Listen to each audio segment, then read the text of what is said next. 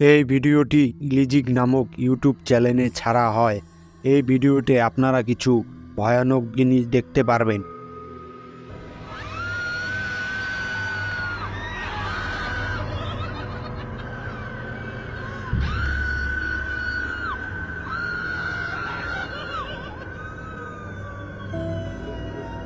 এই ভিডিওর বেশি তথ্য আমার কাছে নেই।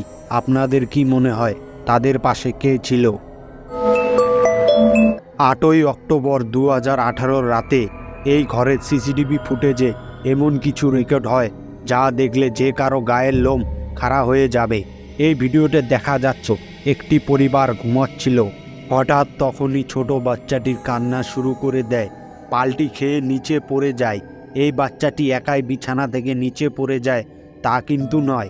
এই ভিডিওটির রহস্য জানলে আপনার গায়ের লোম খাড়া হয়ে যাবে।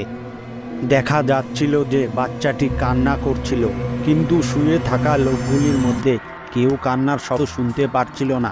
আপনারা দেখতেই পারছেন বাচ্চাটি আগে আসার চেষ্টা করছিল, কিন্তু আসতে পারছিল না।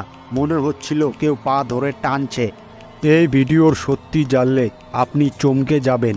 ভাবতেই পারবেন না যে বাচ্চাটির সাথে এমন হতে পারে।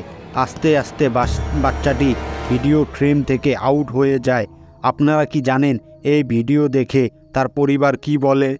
বাচ্চাটির মা বলে যে আমার যখন হঠাৎ ঘুম ভেঙে যায় তখন দেখি আমার পাশে আমার বাচ্চাটি ছিল না। তখন আমি খুব ভয় পেয়েছিলাম আর আমি সবাইকে ঘুম থেকে উঠাই আর বাচ্চাকে খুঁজতে থাকি। বাইরে এসে দেখি উল্টোভাবে পড়েছিল আর কান্না করছিল। তারা সবাই অবাক হয়েছিল বাচ্চাটি ঘরের বাইরে এলো কীভাবে। আর তার থেকে বেশি ভাবার বিষয় ছিল তারা কেউ বাচ্চার কান্নার আওয়াজ শুনতে পারল না। তো বন্ধুরা, আপনাদের কি মনে হয় বাচ্চাটাকে কে টানছিল? পরবর্তীতে বাচ্চাটির মা ভিডিওটি দেখে বলছিল হয়তো কোনো অলৌকিক শক্তি আমার বাচ্চাটাকে নিতে এসেছিল, কিন্তু আমার ঠিক সময় ঘুম ভাঙায় সেটা তাদের সম্ভব হয়নি। বেরুতে এক ক্রেডিট ব্যাংকের কর্মচারীরা কাজ শেষে আরাম করার সময় হাসি ঠাট্টা করছিল। তাদের মধ্যে একজন তার নতুন মোবাইলের ক্যামেরা চেক করছিল। তখনই তার মোবাইলে ভয়ানক কিছু রেকর্ড হয়।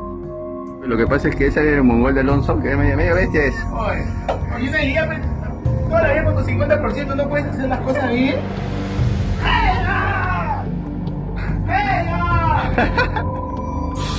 ¿Cómo se quiere que la gente no quiere? ¿Por qué tan lejos?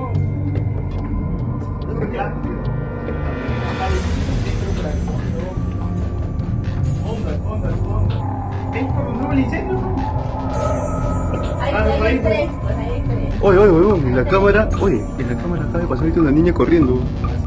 সে বলে আমি একটি ছোট বাচ্চার ছায়া যেতে দেখলাম, কিন্তু তার বন্ধুরা এই কথাটি একটি ইয়ার্কি মনে করে।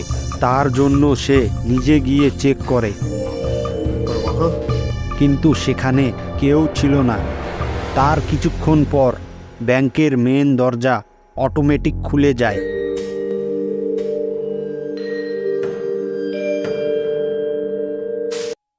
আবার নিজে থেকেই বন্ধ হয়ে যায়।